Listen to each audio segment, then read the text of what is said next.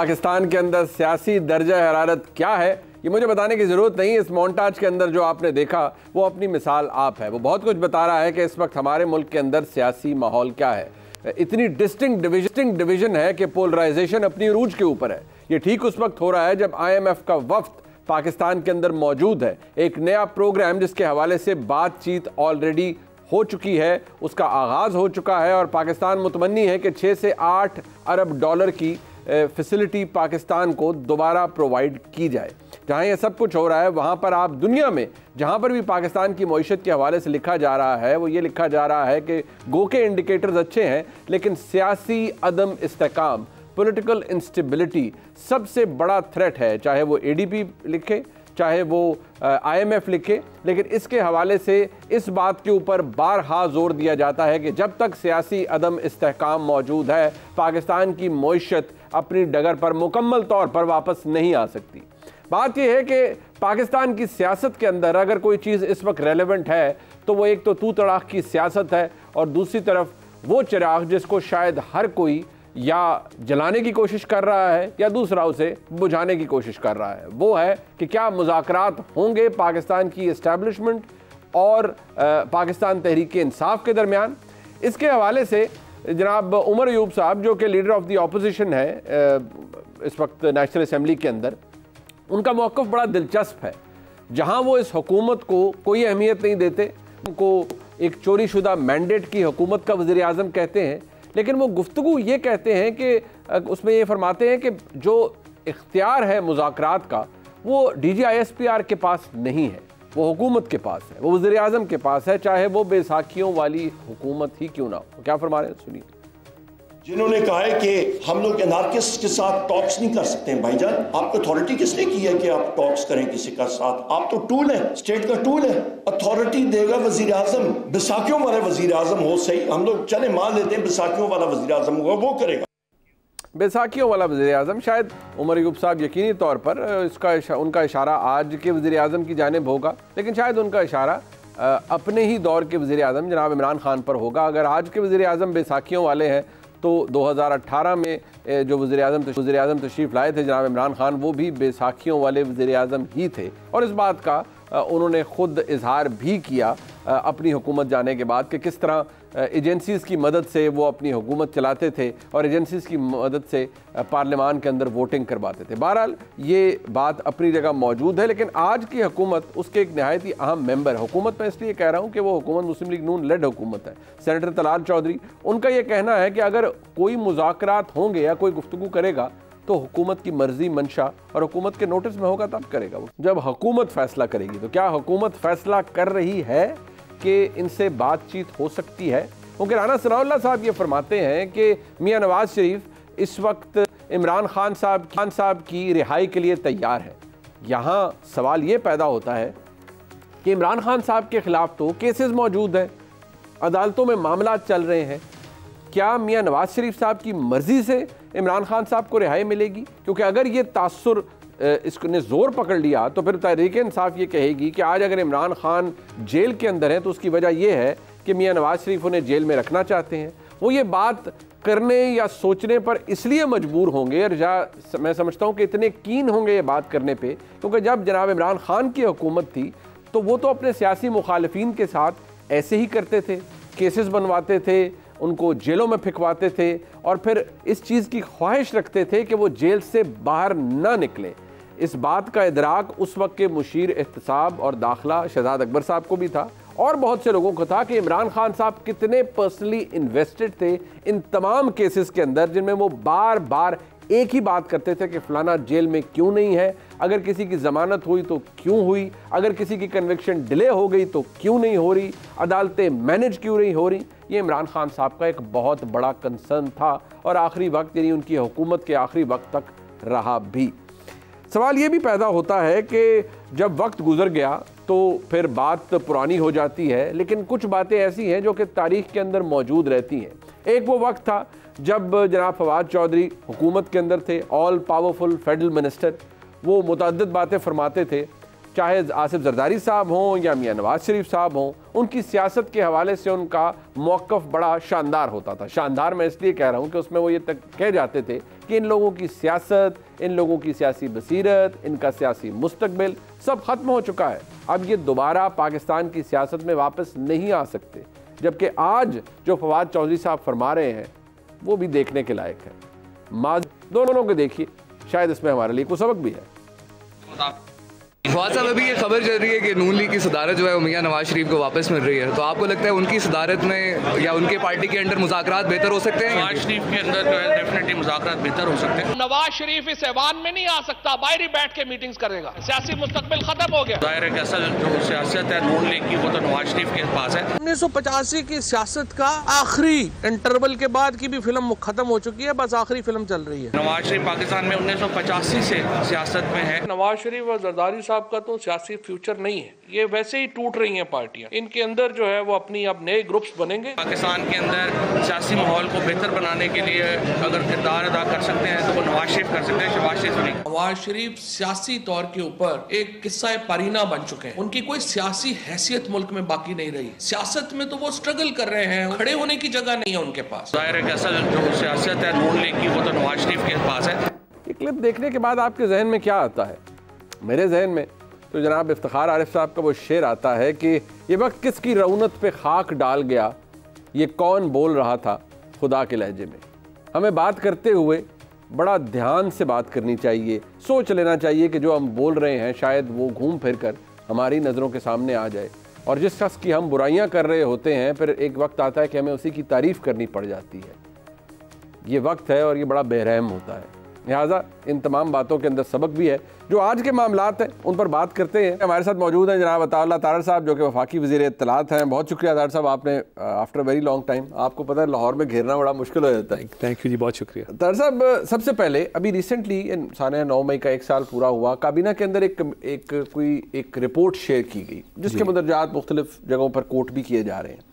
अच्छा, अब उसके अंदर जो बातें लिखी गई हैं उसमें कहा गया है कि इमरान खान साहब का अहम किरदार था 9 मई के हवाले से। उनकी जमात हमेशा ये कहती रही है कि वो तो 9 मई वाले दिन जेल में थे या पकड़े हुआ था उन्हें, तो उनका क्या किरदार हो सकता है, उन्होंने तोड़ फोड़ कैसे की, क्या हुआ।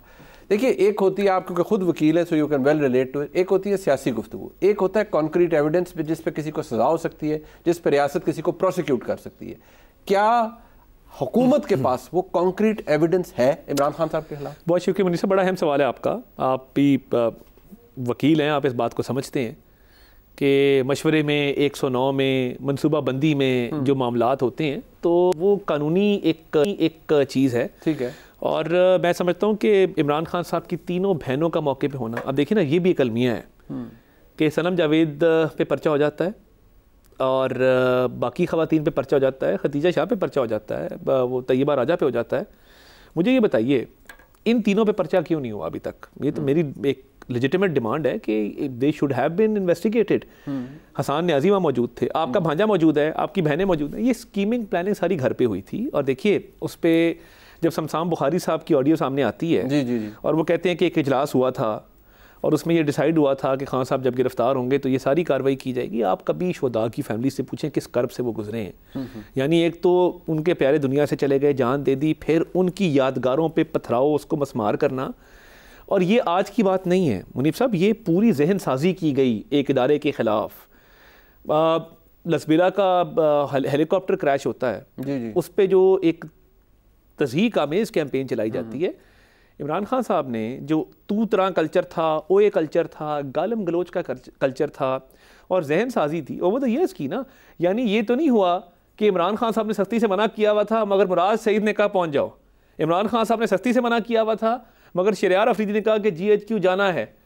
तो ये सारी चीज़ें हैं, इन तमाम के ताने बाने मिलते हैं इमरान खान साहब से, उनकी जमात से, उनकी आइडियोलॉजी से। So on the basis of this आप ये कहते हैं कि इमरान खान साहब may not be directly involve या डायरेक्टली ना हो, लेकिन उनके प्लानिंग, मावनत, प्रोवोकेशन, आप कहते हैं इसमें उनको प्रोसिक्यूट किया जा सकता है, बिल्कुल किया जा सकता भी है, किया जाना भी चाहिए। और मैं ये उनकी हमशीरा का आपने जिक्र किया। देखिए, हुकूमत रही, उसके बाद पंजाब के अंदर निगरान हुकूमत थी मोहसिन नकवी साहब की, वो भी कहते थे कि सज़ा देनी है, प्रोसिक्यूट करना है।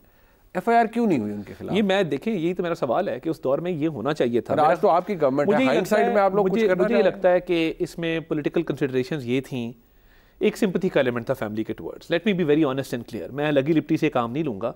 एक सिंपैथी का एलिमेंट था कि फैमिली है, खवातीन है, तो ये काम ना किया जाए। सो आई थिंक ये लीगल नहीं है।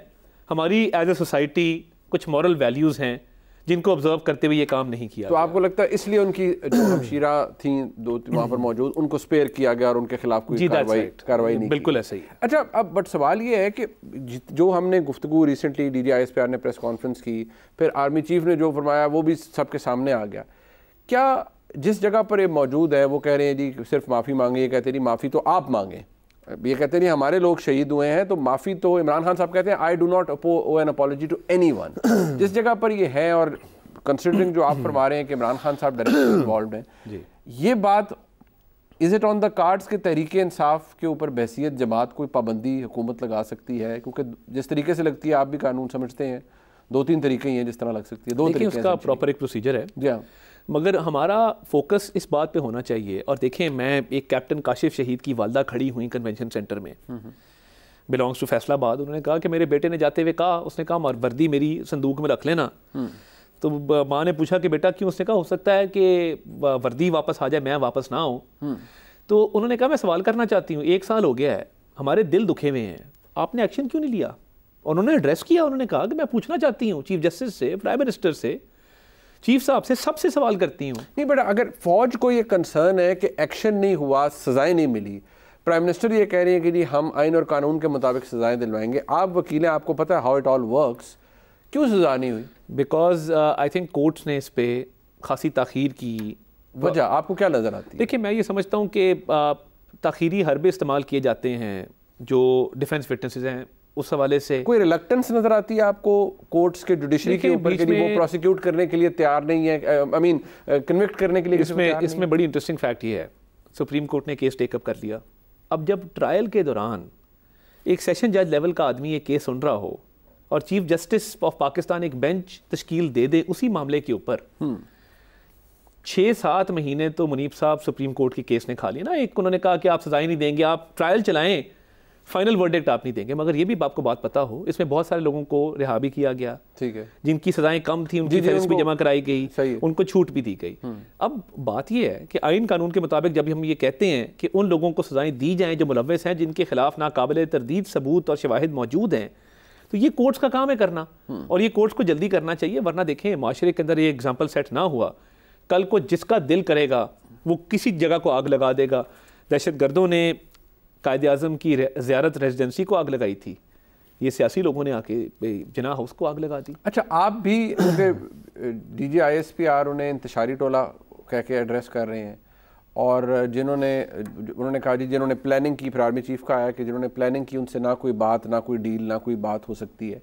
बट सवाल ये है कि आप ही के पार्टी के, अब तो शहबाज शरीफ साहब के मुशीर हैं बराए सियासी अमूर राना सनाउल्लाह साहब, वो कह रहे हैं कि मियाँ नवाज शरीफ साहब इमरान खान की रिहाई के लिए तैयार है, यानी कि अगर वो रिहा हो जाए। अब सवाल ये है कि इससे तो PTI की बयानिए को तकवीत मिलती है कि जी इमरान खान तो सियासी कैदी हैं, और शायद मियाँ नवाज शरीफ साहब की मर्जी से वो जेल में है, मियाँ नवाज शरीफ साहब जब कहेंगे तो वो जेल से फारिग हो जाएंगे। राना साहब को आउट ऑफ कॉन्टेक्स्ट कोट किया गया। मेरी शो पे आने से पहले राना साहब से बात हुई इस मौजू पे, उनको आउट ऑफ कॉन्टेक्स्ट कोट किया गया, उन्होंने ये बात कतन नहीं की। अच्छा, उन्होंने कहा कानून के मुताबिक मामला चलने चाहिए, और कानून के मुताबिक रिहाई बनती होगी तो मिल जाएगी, कानून के मुताबिक नहीं बनती होगी तो सजा हो जाएगी। ठीक है, तो ये मुझे लगता है कि ये सियाको सबाक से हट के उनके बयान को पेश किया गया। और आपको बताऊं, देखिए, वो 190 मिलियन पाउंड का केस हो, वो तोशाखाना का केस हो, वो साइफर जो लहराया गया पूरी कौम के सामने, ये बड़ी ग्लेरिंग एविडेंसेस हैं। ऐसा मामला नहीं है कि कोई सियासी विक्टिमाइजेशन है या कोई पॉलिटिकली उनको विक्टिमाइज किया जा रहा है।